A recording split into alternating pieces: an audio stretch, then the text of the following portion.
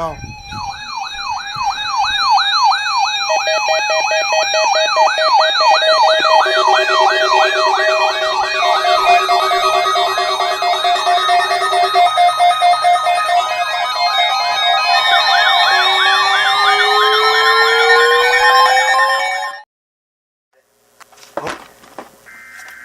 There we go.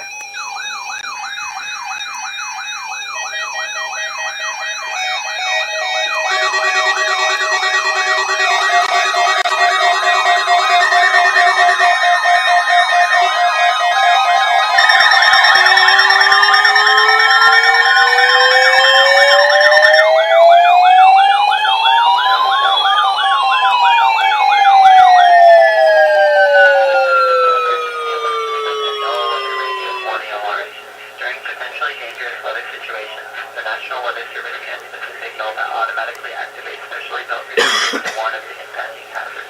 Most of the receivers are normally detected by the National Weather Service every Wednesday near 12 USD. When there is a threat of or existing severe weather in the area on Wednesday, the test is postponed until the next day without a severe weather threat. The following tones will conclude this test.